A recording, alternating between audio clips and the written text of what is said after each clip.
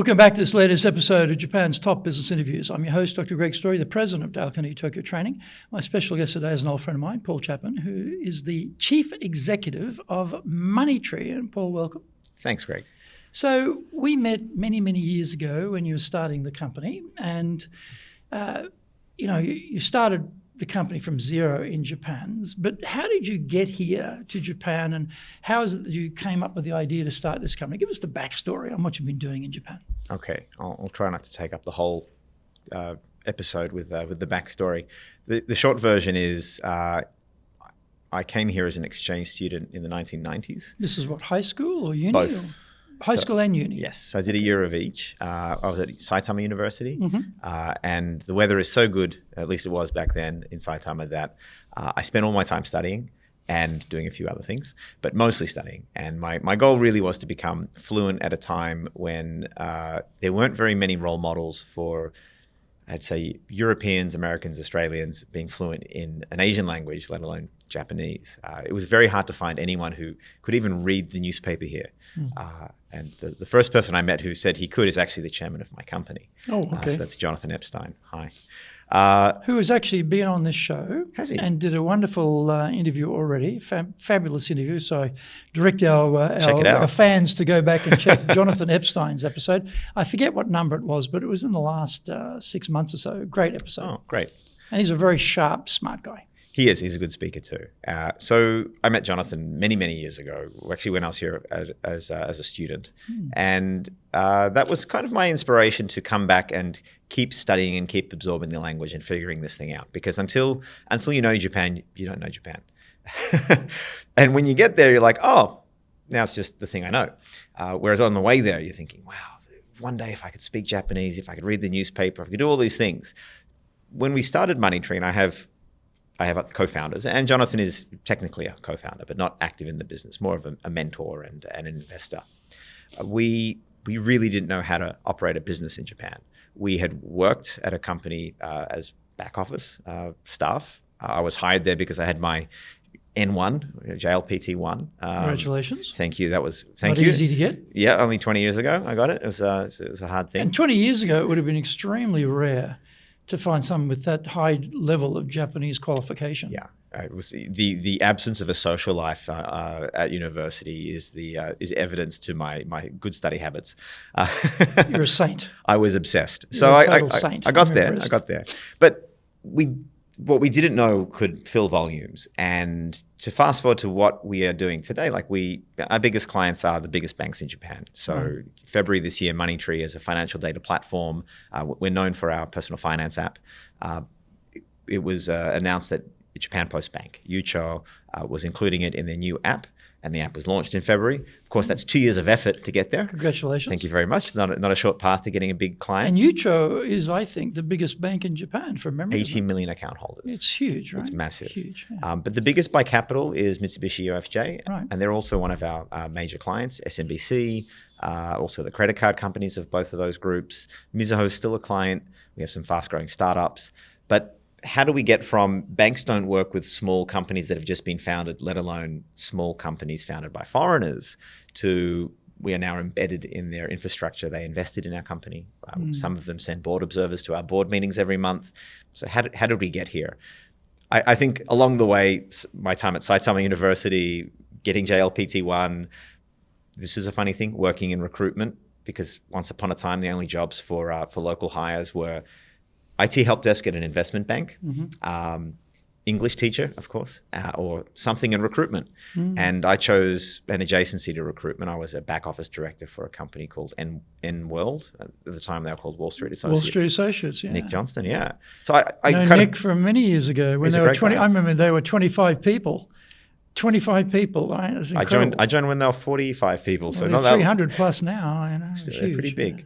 So I mean, that's a great success story of a foreign entrepreneur in Japan taking the path less traveled, which is to start a business here. And looking at your past guests, I got the impression that a lot of the listeners of the podcast are people who are coming here to work for established companies. And I have to say, wow, the grass certainly is greener on the other side. Because when you don't have the credibility, the pedigree, the status of what you're company is giving you, well, how do you get started? Exactly. So maybe there's something today in what we talk about which can be adopted and adapted, because even if you're working for a globally famous company, you may not have that level of establishment in the Japanese market. If you do, they probably aren't hiring that many expats. And so you're most likely a foreign company that's established overseas that needs to perhaps learn from some of the things that we had to learn at Moneytree. So you started Moneytree, what year was that? 2012. 2012. And today you've got 80 plus people? 80 plus people, yes. Fabulous. That's absolutely terrific. Well done. I mean, that is serious to go from 0 to 80 people. And we were having a chat before we started about the feed bill every month. I mean, I look at my feed bill every month and I just about have a heart attack, and I'm thinking your feed bill is enormous. So you've got to have a lot of revenue generation to pay for that number of people. But that's impressive if you can do that. Thank you. Let's wind it back to, as I remember, there were 2 of you, I think, I met at the initial stages. There are 3, I guess you could 3 say, founding active partners founders in the business. at the time, right? So that was Mark and Ross and myself, and Right. then Jonathan is our chairman. Yeah. And Mark is still in the business. Ross has, after 15 years in Tokyo, gone back to the east coast of the US. Okay. He's still a board member. Right. So, you start up from 0, right? And then you start to accumulate people. And as we both know, that's not easy in Japan for an unknown company. No pedigree that you mentioned before, no brand, My pedigree is not nothing. good enough, it turned out. Well, how did you go about getting people to actually give up what they would consider a more stable job to come and work for this upstart startup? Thank you. We were afraid to hire Japanese people to begin with, because we're thinking we might destroy your career. This was 2012, 2013. So the only Japanese people we worked with initially, because there's this risk bargain of work for us, interesting things, but we might not be here in 6 months. And we were constantly running out of money every 3 to 6 months in the first 5-6 years. It was very real. As they So say, you're going real. into your personal bank account and making transfers to keep it No, afloat, no, on the credit card? Or I mean, I was an early investor. So I've had an exit before. I sold my first company, which I started with co-founders from Monash University in Australia. We sold it to Thomson. But this was in Australia? This was in Australia. So Right, a company you had called some cvMail. funding. I had some money, and Okay. and Jonathan's an early investor too. But that said, it's a very different thing to when you have to, we say re-up, you have to invest again. Like, oh, wow, okay, that goes out of my pocket into the black hole. Yeah, exactly. Don't worry, I know what that's like.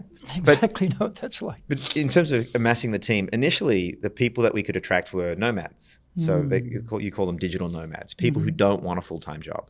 And there's a lot of them now in Japan. There weren't many in 2012. And they were weird people, which worked well because we were weird. Probably by foreign standards, because we were into startups and we're into smartphone apps or iPhone apps, when people still were like, oh, I think I'm going to get an iPhone. Not everyone had one then. Not everyone had an Android. So our kind of weird. And some of those people are still, like one of them is still with us today. He's a director of business development. Wow. But at some point it changed. And I think it changed when we raised money. And there's this. This is in the public market? No, we're venture backed. Funds. Yeah, a venture capital. Yeah, so we're a venture backed business. So our cap table, which is a nice way of saying our investors, includes. So I'll go in order of sort of the rounds. Digital Garage was an early investor. We had a bunch of angel investors. Series A was led by Salesforce. Wasn't bad. Series A, Salesforce. That's pretty good. Not bad. We're also the first company in history to get all 3 mega banks to invest at the same time. Someone said to me, "That's the Paul Chapman strategy." I said, "Isn't that the Moneytree strategy?" And I've never said publicly how we did it. We didn't get too much. We're getting a scoop here, aren't we? There you go. Good. World first, folks. Yeah. If you got 1 red cent from someone with credibility, you can say they're an investor. It was a lot more than a cent, but it wasn't as they say, a brick, $1 million. It was a big truck didn't turn up with bags of cash in the back, unfortunately. So the mega banks are very different now with their funds. They have some of them have multiple funds, but in those days it was very conservative, and SaaS was not an accepted thing, software as a service. And we were considered sort of software as a service, but we were a consumer app when they invested. And we were talking about going into this financial data platform play, which is our main business today. So the fastest way to get approval is to is to go through their fast process, which means if it's below a certain dollar or yen figure, they just show it to people. They call it mochimaari, like take it round. Okay, you don't need to stamp it, it's done. So 2 of them had that process, 1 didn't. So we had the full investment committee and due diligence, peak levels. And if you're coming to Japan to set up a foreign subsidiary, this is something that would probably be applicable. So we have a common. He's no longer common. He's now he's an advisor. He was an advisor. But he was. That's a very tricky word in Japanese. So folks, be careful with that word if you're throwing that one around. Okay, yes. So don't elongate any vowels ever. This is true. So just called senior advisor. So he'd spent his career at Sumitomo Bank, so SMBC, and he'd finished as a general manager level in their lease division. He'd also lived in North America for 14 years, and his 3 daughters were the exact same ages as the 3 founders of Moneytree. Oh. Now, no, we're not married to them. It's just we're like his 3 gaijin foreign sons in a way. So he took us under his wing. He was introduced rather haphazardly by someone I'd just met, and he taught us how to speak to banks. He also really vouched for us at that one mega bank investment committee interview where many grey-haired Japanese gentlemen were going, we've never invested in foreigners before, and you're an app. And this is at a time when I would say 6 out of 10 VCs would say we don't invest in apps. Why would we invest in something so unproven? It's not a real thing, it's a toy. It's like, well, okay, so there's a tens of billion-dollar toys out there now, if you look at some of the so-called apps. Although I seem to recall Docomo had an app on their phone system. Remember the old... oh, of course they did, yeah. The old system? Before Jobs brought out the real app. This is the forever Panorama? story. Japan does it first. But then everyone ignores it, and then it comes out in a more evolved whole form that someone else... I mean, you can even say that about... and our benefactors at Apple, they promoted us a lot in the early days. You could say that everything that Steve Jobs did, that Morita Shacho, the founder of Sony, or one of the founders, he did it first. Consumerizing, I guess you could say, music technology. The Walkman had all those ads way before the iPod ever had these sort of cool looking ads. Of course, the iPod ones were much cooler than the ones from the 80s. I can remember an ad of a woman wearing Sony, the orange headphones over the top, listening to her Walkman whilst on roller skates. Very 80s, very California. But yeah, they did all that first. But that seems to have been lost to history. And Steve Jobs invented all these things. Well, I guess you could say he invented it best. So he's certainly a fan of Morita Shacho, the founder of Sony, so Akio Morita. Where did we get to? Well, we're talking about how you got people to join you, and you talked about getting the funding, getting the credibility of big banks. So what you're saying to prospective employees is, well, our supporters are this bank, this bank, this bank. There's this big company called Salesforce. There's this. That's a different spectrum to, hi, I'm Paul Chapman, and I've got this genius idea about this app. Come and work with me, So that's a platform that's entirely different conversation. It's entirely different. And the sorts of people you can attract when you just have the idea or you just have an early version of the technology. And in fact, if you look on YouTube, there is an old video, I don't know who put it up there, from NHK, where they came to visit us in our office. And they had an early version of Moneytree, or I was promoting it on. It wasn't even on the phone. It was on a computer screen because we were still running it. I think I saw that in HK. You may have. And my wife's like, your Japanese wasn't very good then. I said my Japanese for television wasn't very good then, which is true. But the reason why we got these investors was because we'd done something that made impact, substantial impact, and that was we'd built an app that was at the time 4 years ahead of anything on the planet. So having an app that could integrate with bank data feeds that didn't exist, we built the data feeds from the outside in. That it could fit on the old iPhones, which were like tiny things. Like if you look at the smallest iPhones today, they're huge compared to the normal iPhones of 2013. The old flip phones, right, with a tiny screen. No. This is like the first. I mean, if you look at, for those who are watching on YouTube, so this is like a standard size these days. I mean, the screens were this big. Oh, right. They were very small. And to squeeze all of that down and to make the experience simple enough and not scary, because we're launching it in Japan, not in the US, where people are like, oh yeah, I'll try this new thing. Risk, who cares? Everyone's very risk averse. So we'd done this, but the thing that gave us our first foothold or handhold on the rock climbing wall of credibility, because it is kind of like a rock climbing wall and it gets steeper as you go up. Actually, maybe it gets easier as you go up. But it was Apple, and Apple wanted to promote the iPhone in Japan, and we'd built this amazing thing that was better than what you could get in the US at the time. That was our marketing strategy. And you didn't say to yourself, what are we doing in Japan? Why don't we just take this app to the US and there's, the streets are lined with gold, I mean, that came much later. It's like, we probably should have done this in the US. But our focus as, I guess, not Japanophiles, but people living and working in Japan and thinking, I want to solve problems in Japan. Well, if you want to do something beneficial for Japan, this is the place to do it. Trying to do that from the Philippines or from Singapore is a lot more hit and miss. But the upside is you get to help Japan, and you get the the feeling of accomplishment of having done something valuable. By doing that, what you don't get is people showering you with gold, because they're, the unicorns and the early exits and the secondary rounds and taking money off the table that you read about is almost non-existent in Japan still.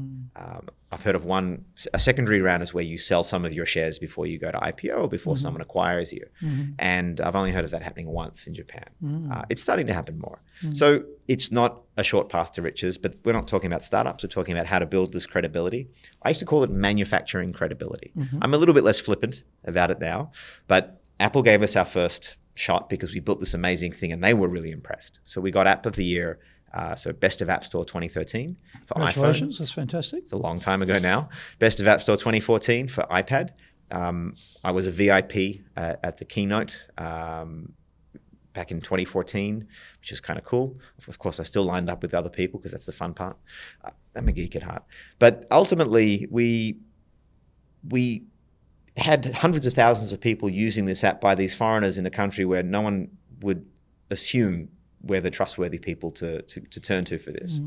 And that made banks and others start to pay attention. And some people in the banks are more forward-thinking than others, and they took us under their wing. These are mostly investment people, so in the VC funds. And they're like, well, if the stars align and you can do this, we'd love to invest in you. But it was a fraught journey. We were talking about getting people to come on board. So once you got that turning point, recruiting normal Japanese or more normal Japanese, not the sort of digital, nomads. That's right. Started to happen, right? So that's right. How quickly did you scale up in the sort of people component? Was it very gradual? You just get a 5 and then it's 10, or did you go like 10 and then it's 20? We raised funds really slowly compared to our peers. So some of our peer companies are now the biggest SaaS listed companies in Japan. We didn't want to make accounting software. They did. It just didn't seem like a fun thing to do. I'd probably be more interested in it now, but at the same time, making accounting software is not my dream job. And I always thought that if we're going to do something for 10 years or more, which it does take that long in Japan, that you really have to love what you do. So how about the people part? How we're looking at leadership here. So we're leading people. So how do you start? You get people. Okay, we get the funding, get the credibility. How fast did the people come in? So as I said, we raised slowly, and the reason I mention that is because as you raise, it unlocks the ability to hire people, especially because you do need to use recruiters quite a lot. It's even if you have your own sourcing strategy, there are just fewer mid-career hires in the market, especially the ones that you're looking for. So it's much more of a needle in a haystack problem than it is in other countries. Certainly more so than in West Coast, East Coast US. Or so how long did it take you to get to, say, 10 people? Okay, so 10 people would have been after our seed round. So Digital Garage came in at the end. We raised about 150 million yen, which is about $1 million US at the moment. It was a very large seed round in those days. I guess we got lucky. And we went from like 5 people to about 10. 10, right? And we stayed there for a while. And then that was 2013. Series A was about 18 months later.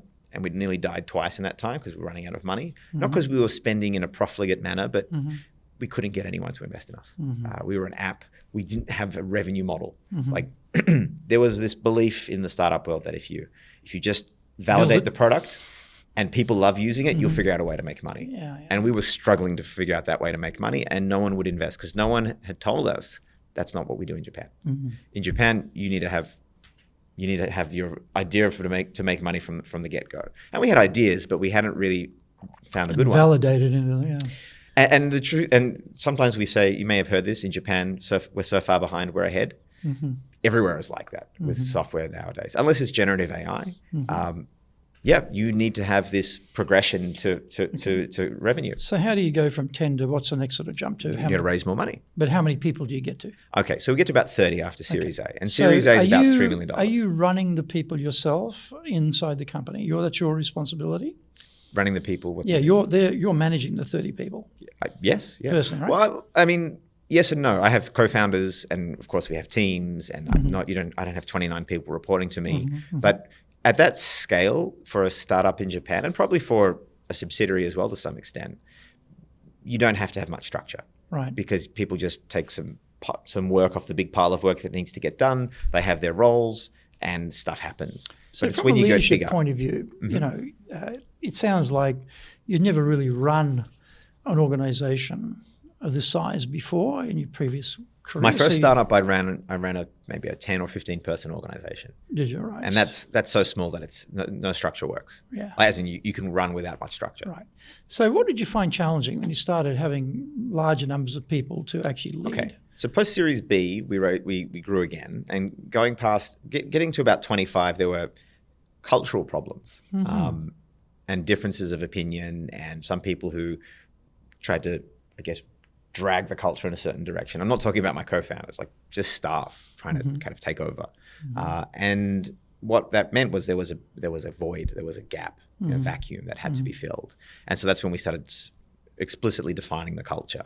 And it seemed we felt a little bit, I'd be fine to do it now, but at the time I felt very self-conscious, like it seems a very American thing to do. These are our cultural values, and this is what we believe. And maybe it doesn't come naturally to me, or maybe to Australians, but the Aussie thing, maybe, yeah. Maybe. It didn't help. That said, look, it's a thing you need to do. So you didn't define anything, so they have the chance to define it, basically, for you. Well, we started defining it because we realized there is a vacuum. If you didn't start defining it, they'd define it for Someone will take care of it for you. And this wasn't the Japanese stuff, by the way. No, really? No, it wasn't. It was other people trying to grab the wheel or grab at power. And it's like, we're a small team. What are you grabbing for? Let's just get things done.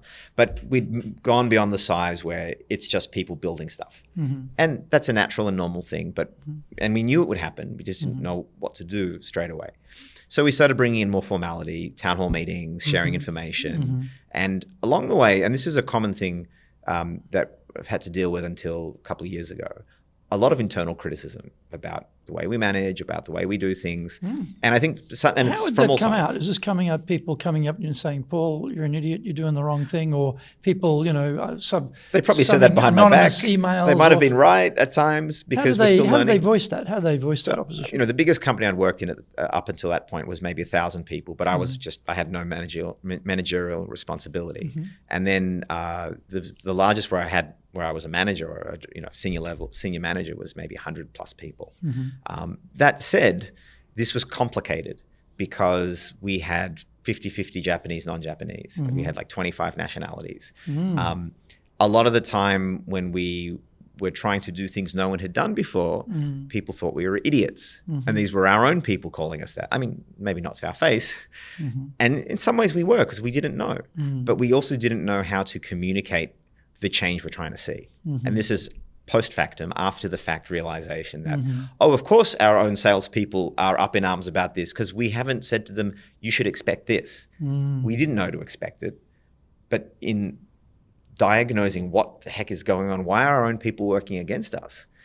Well, that's a very nuanced conversation, because I don't feel like, we were betrayed. There's a lot of misunderstandings and a lot of misunderstandings about what a startup does and how to go do it. And that's everywhere. But in Japan, in the labor market, there is phenomenally low awareness of what it is to be a startup or to work in a startup. It's gotten better. And you didn't know what it was to be a startup in Japan either. In Japan, no. But as a startup, yes. Yeah, but again, it's Japan, right? So it's a different game. Different ball game. So you didn't have a map. You didn't have, okay, here's the path forward. Gang, this is where we're going. We'll be here, and then we'll be here, and then we'll be here. If you had that... No, we had a map. We had the wrong map. Wrong map. That's actually worse than no map. Worse than no map. So the wrong map is, and this applies to subsidiaries of global companies coming to Japan, and it always has and always will, don't use the wrong map for the wrong terrain. Don't use the map for some other terrain, right? Listening to what is considered accepted wisdom for startups overseas has to be thoughtfully adapted to Japan, and that works in all business contexts, I imagine. And you know, we're not a young startup, and we're working with some of the largest companies in the world, so we're not just sort of groping in the dark anymore. But what we were doing, we're thinking, well, if we do this, this is a path to success, or this means this. We're applying the wrong patterns, and that can still happen. And I still sometimes say to my team, don't speak academically, don't talk in high level, let's talk in first principles. Otherwise we will do this wrong. We will not be applying this correctly if we really don't, as the Japanese would say, open the box and look closely at what's inside. And until you've proven that it works here, you need to do that. And I gave a presentation to some Stanford MBA students the other day, and I said, in Japan, it's like Warren Buffett says, it's not timing the market, it's time in the market. In Japan, it's both. You got to, if you're bringing something new, if you're offering something in a new way, you've got to choose your timing, because Japan may not be ready. And you were 4 years ahead of the market. In the US, we were too early for this market as well, especially trying to raise money as a company that just did that. But also, once you're there and once you've got this thing and you've chosen your right timing, you still need to stick around to have the credibility. So given the fact that, you got the wrong pattern, applying the pattern to what you're doing, you got people, complaining about it, you start to realize, okay, the culture is morphing in front of our very eyes into something that's out of our control. We need to get this back. So we're going to have town halls. We're going to have more communication. We're going to set some more guidelines. We're going to try and get people aligned. Right. How long did that process take? Still going. No, it's well, let's say to get to a level of taking equilibrium. you over the cliff before that point. So getting to a point of equilibrium, I guess I can think of this in terms of how our journey of taking Moneytree Link to the enterprise in Japan. And Moneytree Link is our financial data platform. So what it does is it allows a client to get access to basically data from any bank in Japan and almost every credit card with their customer's permission. So it's an individual or a business's information. So they give consent and we go and get it. And then because we have the consent to share it, we give it to this app provider or to this bank so they can display it in their app or have it in their accounting software or give them a loan based on the basis of that. And as we took that to market, we learned a lot of things about how to lead in Japan with a multicultural team that is So what did you learn? trying to bring about some innovation that wasn't quite visible outside Japan yet, which is I'd say that's a failure mode. Avoid that if you can, unless you just stumble into success doing that. It's always easier to say, this worked here and we're going to do it here now. We did it at the same time as the companies were doing it overseas. But what did you learn? You say you learned. So I'm asking the question, what did you learn? All right. So one of the most important things I believe about leadership is your job is to help everyone make sense of what's going on, right? And it's not to say, no, you're thinking about the wrong things. It's this. It's like all this stuff is coming in, all these signals, like customers are saying this, competitors are doing that. You have to create the climate and the culture to deal with the stressors of this company's doing that. Shouldn't we be doing that? Customer says this is what they want. It's like, well, they don't actually know. Oh, but the customer knows. It's like, no, the customer knows their problem. They don't know their solution. And so being able to deal with all these different things and turn that into a singular, I guess, a cohesive message that tells them what I need to do to be successful in my job and to be successful as a team. And I'll give you an example. We had a client, they negotiated very, very well for themselves in the early days, and they also helped save us from oblivion by becoming one of our early clients.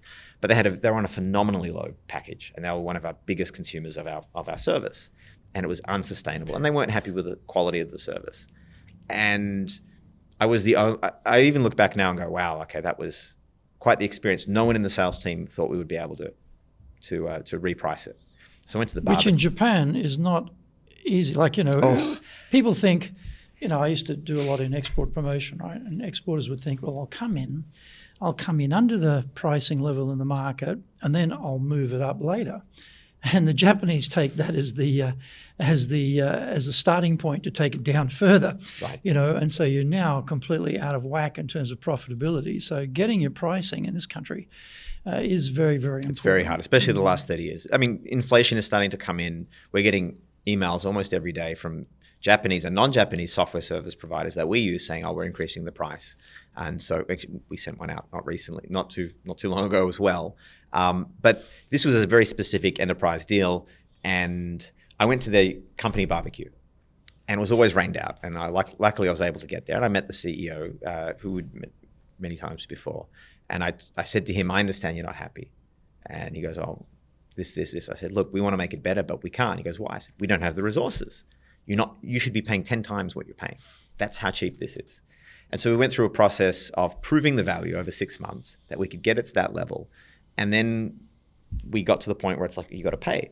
Now, because of contracting, argy-bargy, taking time, their legal advisor took he took real strips out of us trying to get the upper hand in the contract here and there, and just really the procurement department is a difficult animal to deal with anywhere, but particularly in Japan, I think. Particularly in Japan. And a big company, listed company, and they just, like, you're little, we get to push you around. The CEO didn't act like that, but his legal advisor did.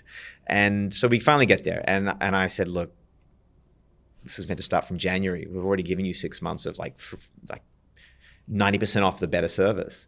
And my team's like, "Oh, we can't do it. It has to start from March. So I call up the CEO. I say, "Please do this for us. We did all the things. Can you do that?" He goes, "Okay." And so there's two lessons there. One is Japanese sales team will always be extremely conservative and is almost always on the side of the client and hates repricing things. Japanese sales culture is really averse to taking a repricing discussion to a client, really averse to it. And the second one is sometimes you just have to say to your customer, "Please do this for me." And I didn't get down on all fours and do the kowtowing, the dogeza in Japanese, but I paid into the relationship.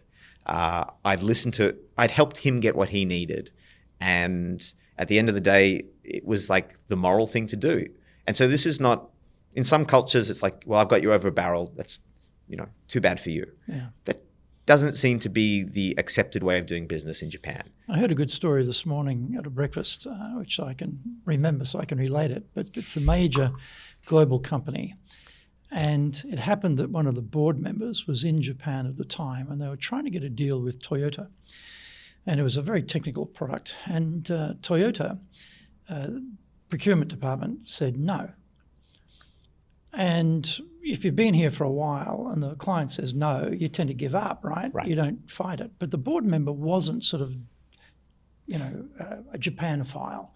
They were just a visiting board member. And the board member said, "Right, I'm going to stand in front of the door of that procurement officer and convince him to give us this deal," which he did. Astonishingly, he did. And they gave them part of the European market, then eventually it was the global market. But I was thinking to myself, wow, I've been too Japanized around how I would think, and I would never have done that, because if a big company like that said no, I'd just say, well, that's it, because of the procurement department. But you're a martial artist. I am. You know the stories of the uchideshi, the apprentice sitting outside the teacher's dojo wanting to be accepted. And we're talking about Toyota here, which is basically the size of a country, Yes. when we talk about a company. Yes. But anyway, my point is that you found a way through, and I was just fascinated that this big multinational company could also find a way through when it looked like it was done. But let's pick it up with again, we're looping around to the people part, right? Okay, what does all this mean for the repricing? What does it mean for the people part and getting the culture, getting the organization going in a certain direction? So my first response to that was leadership is about helping people make sense of what's going on. And implicit in that is in such a way that you achieve your goals. So with that CEO, I helped him achieve his goals. We proved the credibility by actually improving the quality of the service phenomenally. And that took people who weren't founders to do it, because the founders, myself included, we were really adapted to the early stages, and we've had to learn. And some of us have learned, or wanted to learn more, and some of us have not. And So bringing in the right people at the right time, the right skills. So we're able to be really credible and to show that. Now, for people inside the company, well, having done that or having that relationship or being able to say, I spoke to such and such and he said this, that shows my credibility. And credibility is a key input to trust, because if they don't find me credible, and this is the hard part being a foreigner, because by default you're not. And I guess to some extent, I didn't have a great pedigree when I started. I thought I was okay. Monash University is a top 300 university. I'd sold my company to Thomson Reuters before. Awesome. But I hadn't worked for famous Japanese or US companies. I hadn't gone to an Ivy League school. I literally started Moneytree instead of going to an Ivy League business school, because I was like, will I go to Stanford, GSB? No, I'm going to start another company. And rather than spend, what I had left from the small exit to on an MBA, I decided, no, I'm going to go once more into the breach. So not having the credibility given to me, we've created credibility. But internally, even when people join, like they'll be kicking my tires and going, what do you like in front of a client?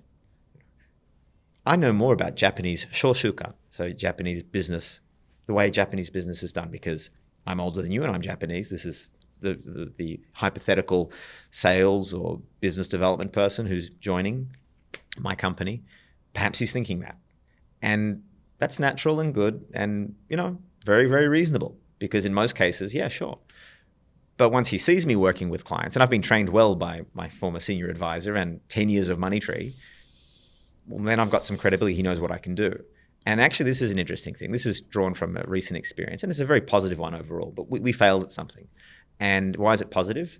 Well, it helped the team realize there's more to it than they saw. And it also helped establish my credibility more.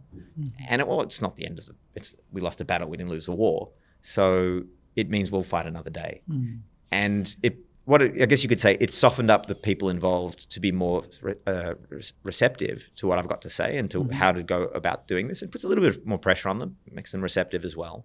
But there's a leadership message in here, which is not focusing purely on performance at the start. And this comes back to the CEO example I gave you and this semi-hypothetical example I'm giving you now of someone in the team. You have to focus on the relationship first and foremost. And I've seen this with people who've come into Moneytree at a senior level and have come from a much more transactional environment, maybe worked in the US, and they've failed to retain people, have failed to do well, not because they're not good at their job, but they're in the wrong mode. And so starting with a transactional mindset, so here's the high level, wrong for Japan. Internally, externally, don't do it. You want to fail and continue to fail, do that.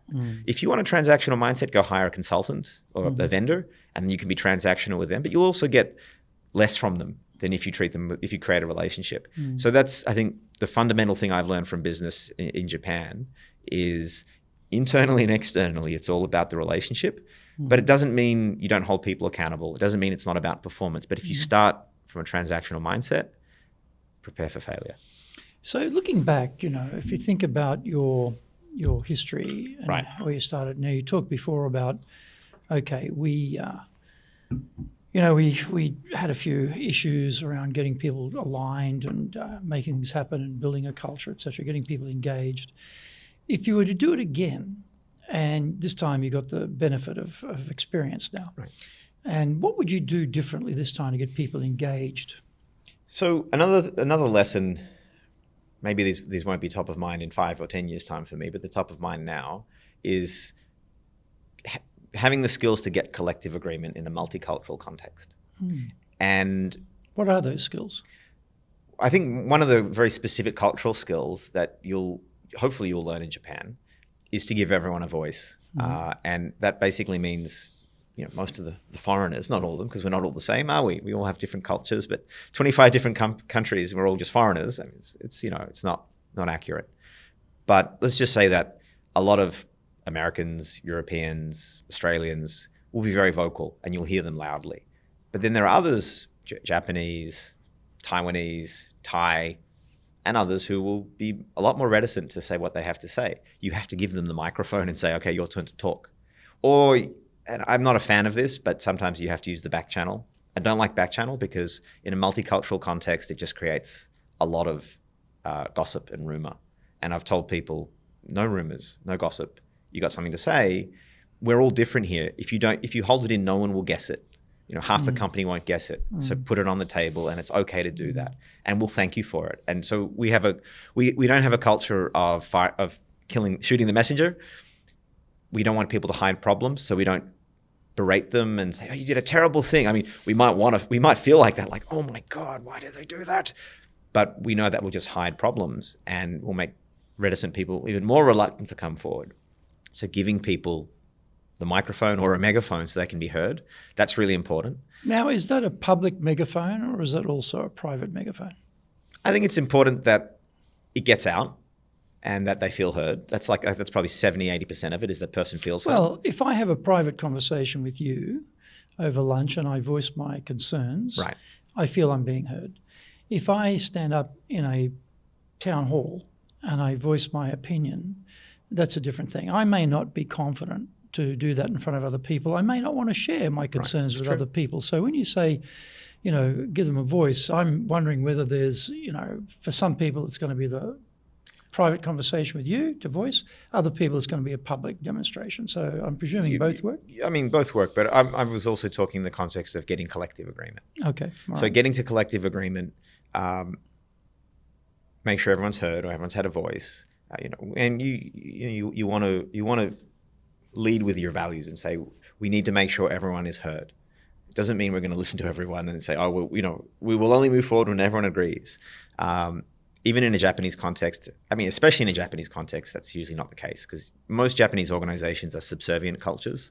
So the boss says this and everyone does it. And that works super well when you know how to run the machine already because it's been running for 50, 60 years.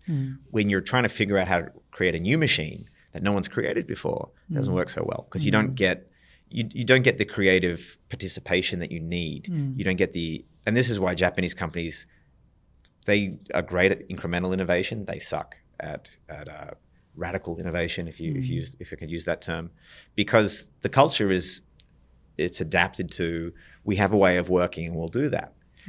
But Japanese startups are a thing. People aren't coming out of Todai going straight into Tokyo University, top school in Japan. They're starting startups, or they're going to work for McKinsey or Bain, and then they're going to go start a startup, or they'll work for Recruit, which is fertile ground for learning how to do certain things to give you the skills to then go do a startup. And these people are bringing their own ideas based on what they've experienced, but what they would like they would like the world to be. And I think Japan hasn't seen that for a long time.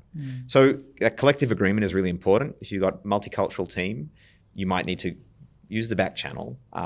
Town hall is good for letting people feel like they're communicating to everyone with the megaphone. But once you have there's the Japanese word araidashi, which is getting everything out onto the table. Once you've got everything out on the table, you look at it, you categorize it, you talk about what it means, and then you're kind of clear to make a decision. And not everyone's going to be happy. Oftentimes the Japanese staff are very happy regardless, but the foreign staff, I want this. But you know what? You can say, we made this progress together. We understood it this way together. This is how we're going to take the next step. And the next step will inform the next step, and then the next step. And that's not the kind of thinking that Japan is good at, because Japan is, we're building a bridge, here's the plans, let's go build it. And so this is agile versus waterfall. In the software world, agile is a form of software development where you have tight feedback loops from customers and from users, so you know what to build next. But there's a lot of uncertainty. Where's it going to be? When will I have this feature? And it's very, very hard to deal with clients that are like that. But internally, as a company, as a startup, or doing something new, I think one of the most powerful things a leader can say, and you have to say this genuinely and sincerely, so it kind of has to be true, is, you know what? It's going to be okay. We'll figure this out, and it's going to be fine. If you want to be successful as a leader, do the Leadership Training for Managers course. All companies need people who can both manage and lead. Leading people screams out for real skills in communication, dealing with all different types of people, being excellent at innovation, planning, delegation, handling mistakes, doing performance reviews really well, and inspiring and motivating the team. Do the Leadership Training for Managers course now in either Japanese or English.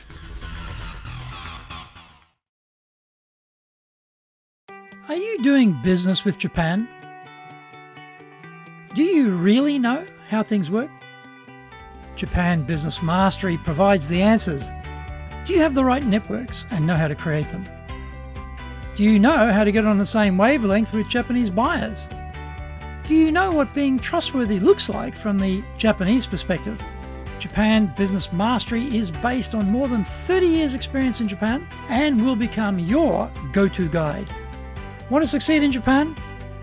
Buy Japan Business Mastery now. Well, on that point, where you're trying to draw on people's ideas, and when the map is wrong for the terrain, are there ideas even worthwhile seeking? Are there ideas so disparate that there's no correlation together of what people are trying to align around? I mean, most companies, you try and bottom up ideas because you can have your own ideas at the top, but often you're missing pieces of the puzzle. So it's always good to get people to give you their ideas. Right. What have you found worked well to get ideas from people? Well, ideas are a dime a dozen, to be honest. Okay. And I can come up with 1,000 of them on any given Sunday. It's easy. What's not easy is a validated idea. Mm-hmm. So you can have lots of good ideas, but when they meet reality, will they go anywhere? So something that the team at Moneytree has developed, and it's not unique in the world, but it's probably quite uncommon for Japan, is our discovery-led innovation process. And so this process has been a lot of foreign team members in this, because we have a lot of foreign team members in our product design and engineering teams. But it's cross-functional. So it's included people from sales and marketing, Japanese, non-Japanese. And the goal is to learn, is to go figure out, explore the opportunity here, doing it in a very cheap way to begin with. So not building a product, not building something. So if you're not a product organization, not releasing a service or starting to sell it, but learning about it. And not learning, saying, we've paid the market research company. They told us this. And now the hippo, sorry, it's a Microsoft term, the highest paid person in the organization, it's the hippo, which hopefully that's you. Well, I don't deign to believe that I'm always right. I think I'm often right. Not everyone agrees with me. That's okay. They can be wrong sometimes. No, look, I want the certainty of having really explored something, because my process is to get very deep into something and to know more about it than anyone, and then I can make good decisions. But not everyone is going to do that. And I can't make every decision at Moneytree because I have to lead the team. So it's not scalable to act like that. Maybe, again, the example of a subsidiary, when you're 3 people, that'll work fine. But when you're 30 or 50 or 100, good luck. And you've still got to adapt to the market and address opportunities and threats. So discovery-led innovation means that teams start learning by talking to customers, by doing cheap experiments. An experiment could be you put up what's called a landing page, and you put some advertising, Google or Facebook advertising budget behind it, and you see if people come through to it. Do they want something like this?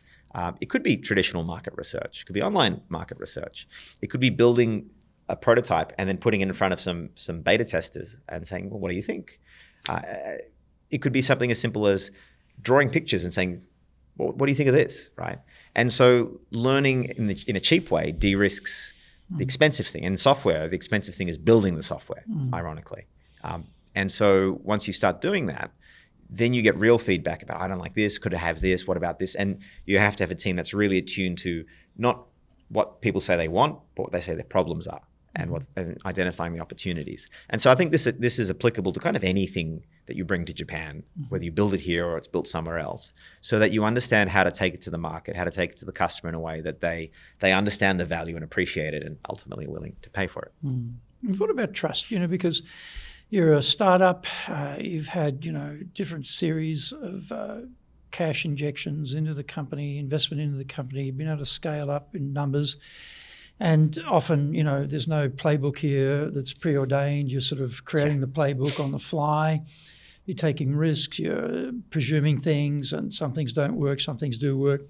So the trust factor amongst the team must be a very tricky equation. How do you build trust? What have you found worked well to build trust in the company? I'd say, and in you as the leaders. Yeah. So my time at Moneytree has been every 3 years like a different career. And that means the organization's been very different too, and the level of trust. So we're up to 7 now or something, right? Yeah. 7th career. Not quite, but yeah, getting there. But it's 5th, 4th. I think I'm in my 4th career. So the levels of trust have been different as well. In the early days, I had my co-founders, they had me, and very high level of trust. We're kind of like family, we're like brothers. And sometimes we'd fight like brothers. We're all a lot more mature than that now, but that doesn't scale. And then there were some times when there was a vacuum, like there was not enough trust. And I think one of the things that I've learned, and perhaps my experience will inform others, because people often say it's hard to make friends in Japan. It is, right? It takes a couple of years. And if you've been a foreigner in Japan for a long time, we become the same. Oh, I don't know if I want to spend my time on you. You found a wife here, though. I did find a wife. I found one too. So I think that's a big achievement. I hope she's yours. That's a big achievement. That's a big achievement in itself. This is true. This is true. But you're right. In terms of foreigners are often quite transitory. So you can have a friendship with someone, next thing they're in another country, you know. But making friends, the process of relating to people is very different in other countries. With Japanese who are not transitory and having friends here, and that is a question mark, isn't it? So if you're in Japan and you're trying to create trust with your multicultural team, I imagine it's somewhat multicultural, even if you're the only foreigner, you've got to create trust, which means you have to learn to relate. You have to relate to people who you may not naturally relate to. And some people are really good at relating to people like them. I was good at relating to people if I had to. That was, I think, looking back, out of an abundance of self-awareness. Would you describe yourself then as an introvert? Is that part of it? I didn't think so. No one would.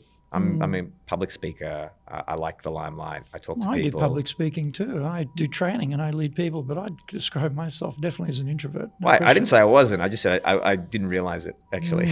In hindsight, with an abundance of self-awareness now, yes, I preferred not to have to do all of that.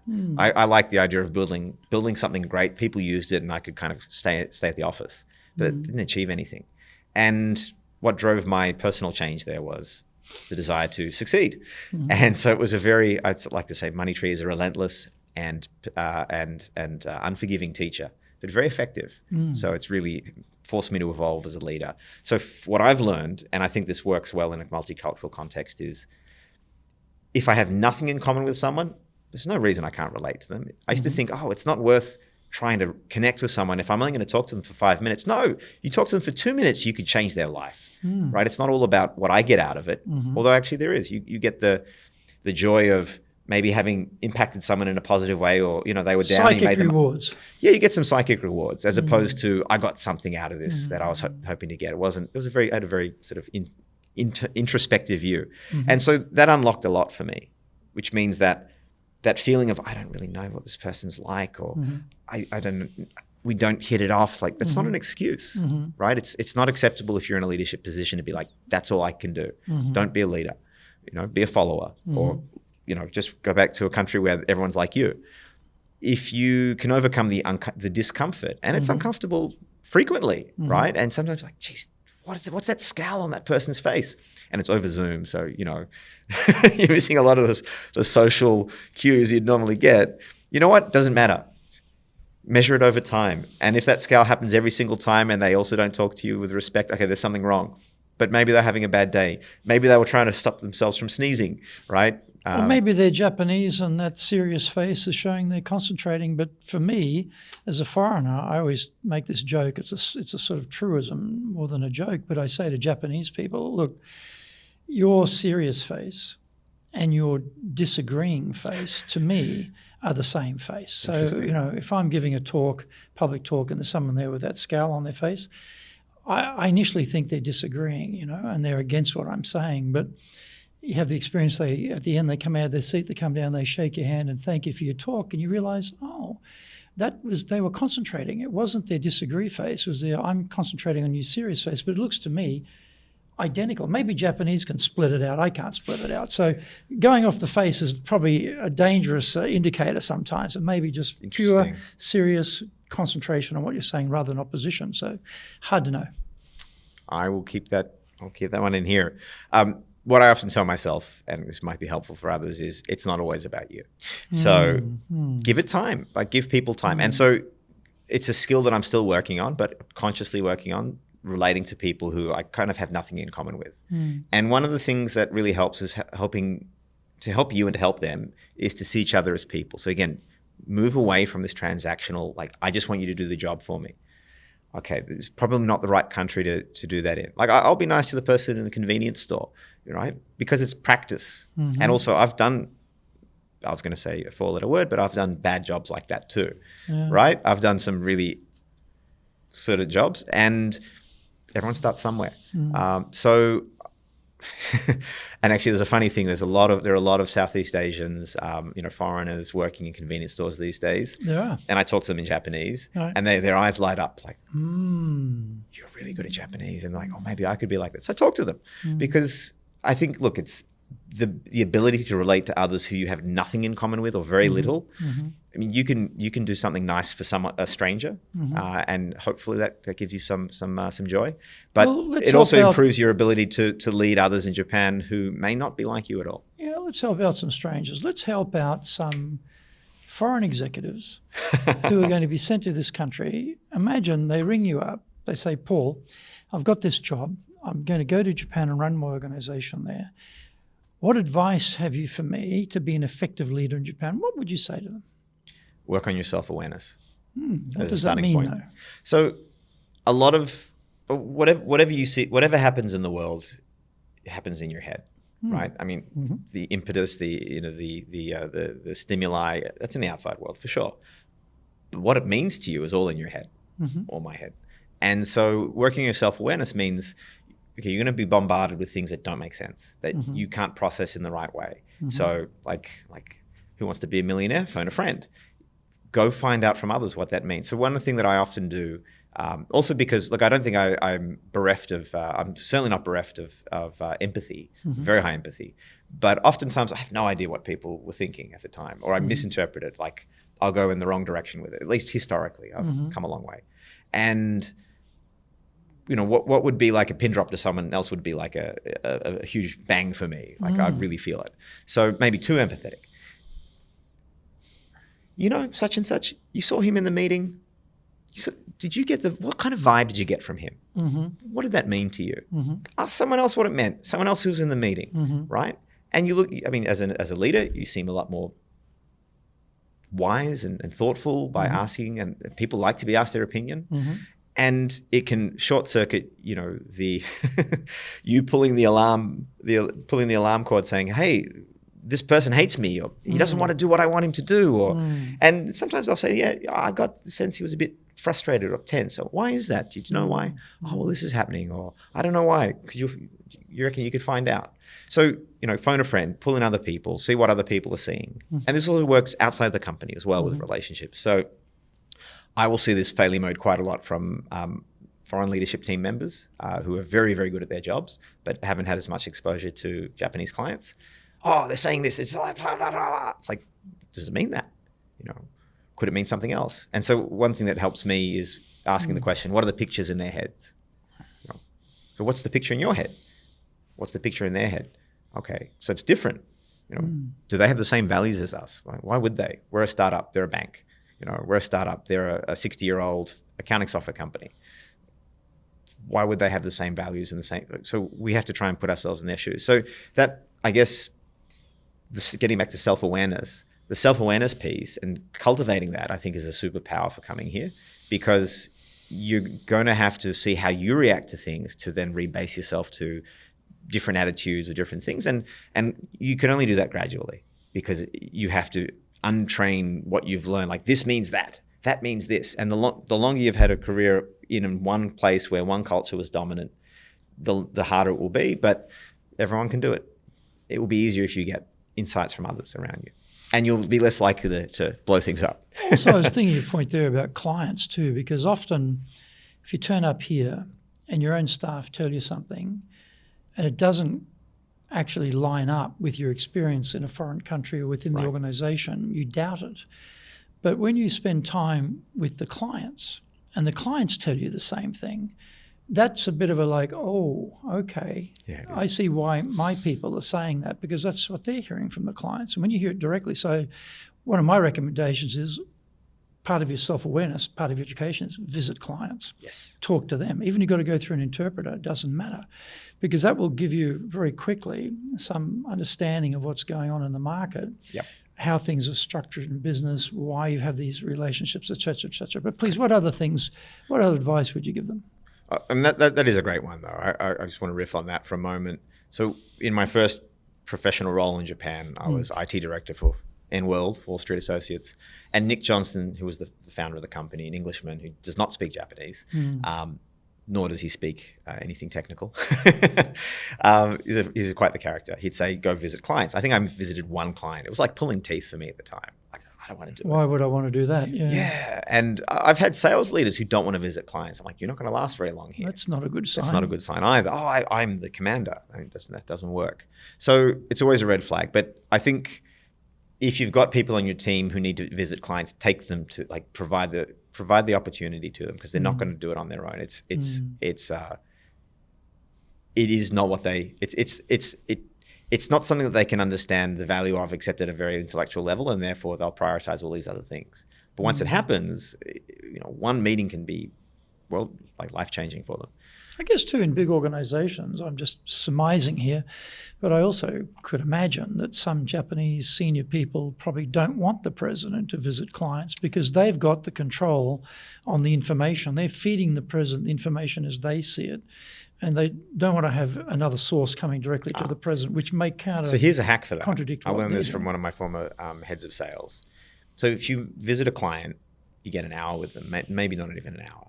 If you take them for dinner, and it doesn't have to be super duper expensive. I think we did the numbers like for $600, so 60,000 yen. So it's not quite $600 anymore.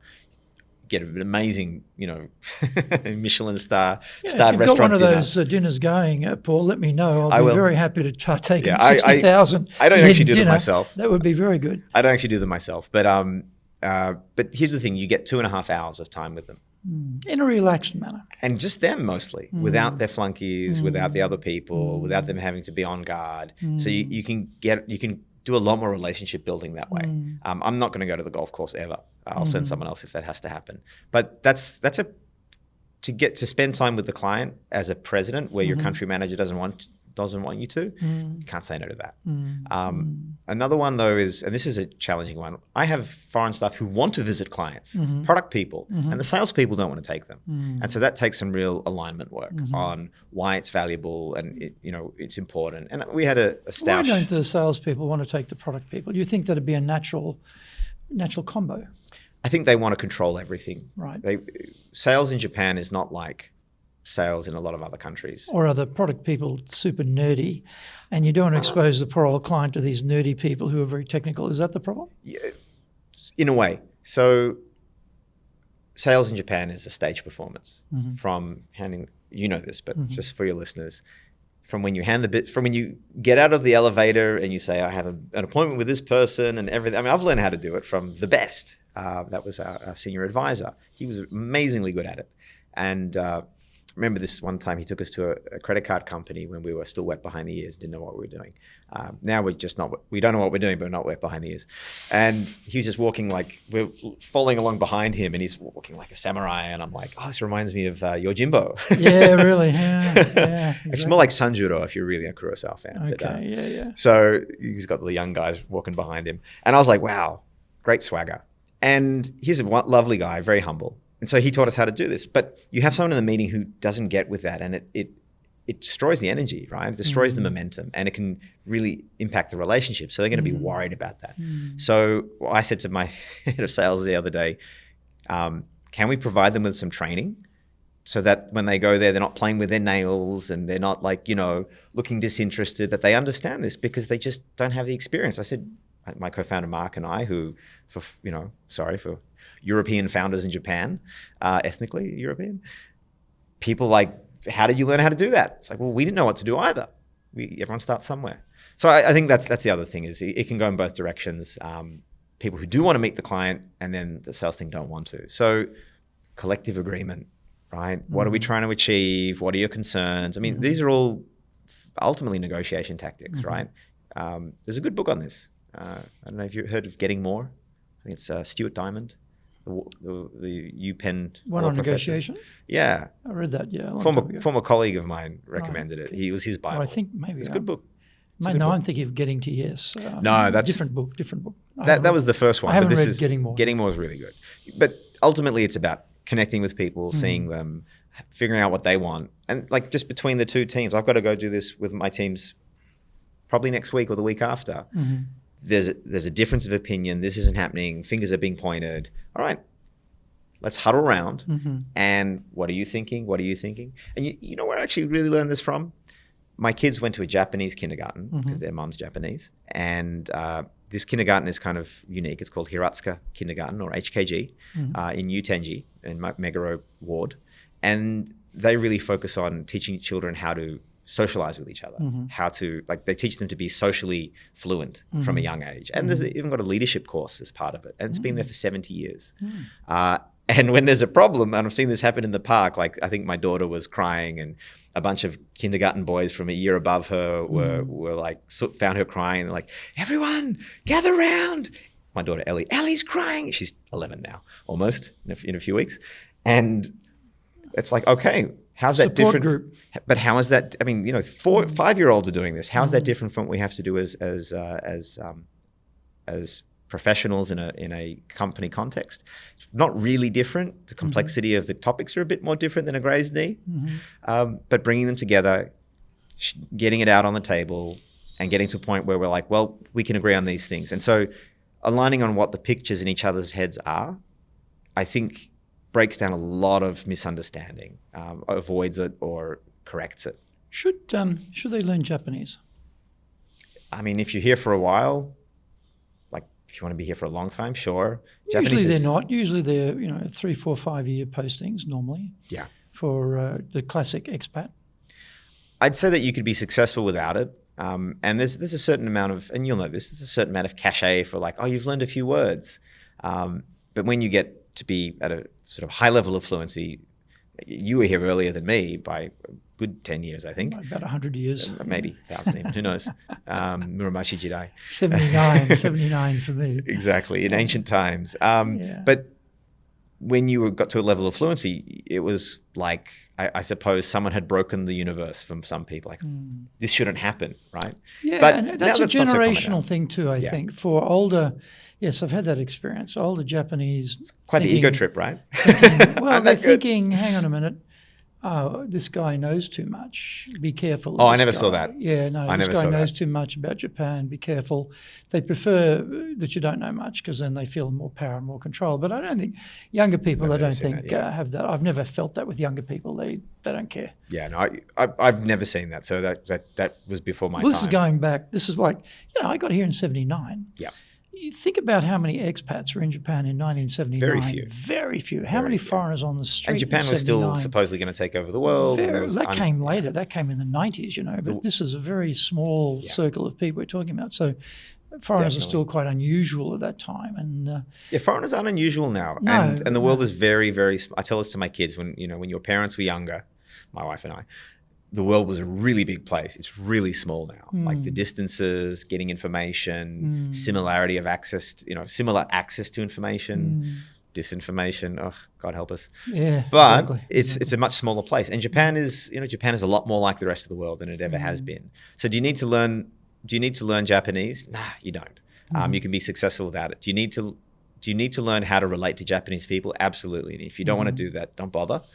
Don't you think, though, that in many ways, I would think that the language is a door to the culture, because when you start learning the honorifics, you start learning polite language, you start to get some sense of why things are as they are. And if you don't have that access to it, now, most foreigners in Japan are illiterate. Yes, you mentioned it before, right? They Yes. can't read, Yeah. and they can't write.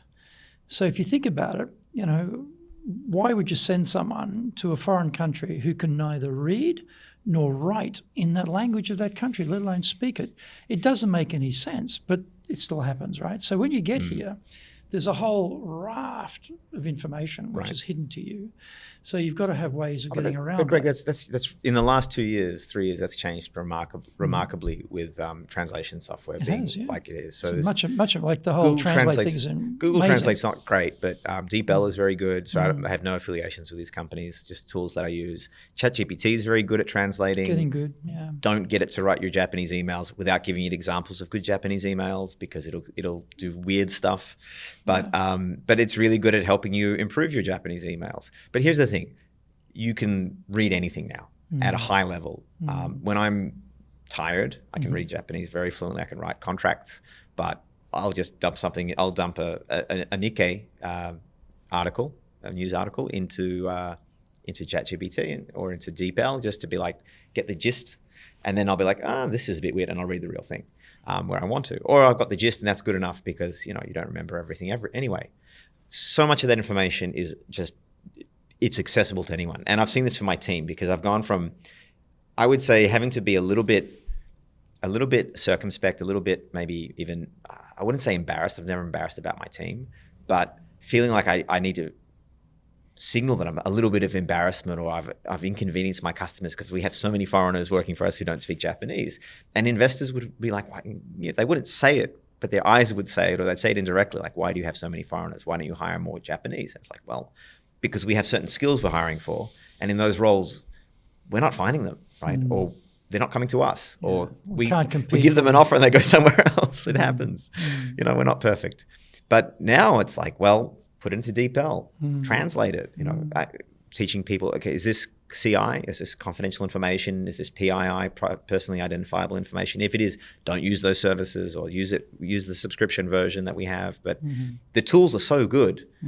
What I'm waiting for is the tools to get so good that you can have a conversation, because that kind of sucks. Like the Zoom automatic translation is it's not far away, is it? It's not far away. I mean, the last 20% could take 20 years in some cases. You think so? Really? I don't think it will, but it's still really, it's a lot further away than 20%. Where it needs to be, and 20% could take forever in some fields. But I think in the next 5 years you will have much better tools for doing simultaneous interpretation. Good. Whereas now, like text is great. Like bring it on. I don't have to worry about, they can't read this thing. But then you've got the cultural fluency, and that there's no replacement for. Cultural fluency is something everyone will have to learn to some extent. So if you don't want to learn to appreciate how things are done here, it doesn't mean you have to accept all of it. You have to learn to, I learned this a long time ago. Someone said, I think it was my French teacher in my senior year of high school said, Monsieur Chapman, if there is ever a loophole, you will be the one to find it. Because I discovered that you could take a dictionary into the French exam. I sucked at French. And I was so nervous. But in the back of the dictionary was like a phrase book. And I didn't, it was an approved dictionary, approved by the State Board of Education in Victoria. And so I took it in there. And I figured out a way to answer the essay question using all the phrases from the phrase book. He gave me an A. Someone else gave me a C because it was verified. He goes, nope, he followed the rules. He did not break the rules. His grammar is perfect. Of course it was perfect. I got my A. So I apply that in a good way. I was a young student and I was just, scared of getting a terrible mark. But finding the right way to, I guess you could say, the pro-social way, the positive way, the accretive way to change things and to not destroy things, so in a non-destructive way, and to be really patient. I've realized that I am a very, very patient person. I didn't think I was, because I think I'm more relentless than patient. I will keep trying. And I've seen other people go, like, I don't want to keep trying. Why not? We're making progress. And so that, again, that first thing, and this will probably be the last thing we say today. I had this conversation yesterday with someone. He's feeling beaten up. He's not Japanese. He's like, well, it's still the same thing again. I said, actually, you've made a lot of progress. This is amazing. I said, it takes time. Like, most people can't do this. And so as the leader, you tell them, hang in there. You tell them how to make sense of what's going on in a way that helps them achieve their mission. And so I hope that had the impact that I intended. So Paul, I like to finish off the interview by asking people their definition of leadership. So how would you define it? An all-encompassing definition of leadership is beyond me, I would say. I'd have to think about it for a lot longer than a few seconds. What's most important to me about leadership, in order to be effective as a leader, mentioned self-awareness and self-management. It's knowing how you present to others so that you have the impact, the effect on them that you need to get the job done, to keep them motivated, to be proud of the work you've done together, to not be embarrassed about what you just said or what you just did. And so the most important thing is that you can present the right way at the right time. And I think ultimately then you could say the definition of leadership is bringing about the change in others that's necessary, that's positive, that's creative, not reactive or destructive, in order to do the thing together that we're here to do. Okay, that'll do just fine. Paul, thank you. It's been a great pleasure. Thanks, Greg. And all the best for Moneytree. I know it's growing well, and keep going with that. I know it's ups and downs, but always ups and downs. That's business, isn't it? Okay. It is. Please join us again for our next episode of Japan's top business interviews.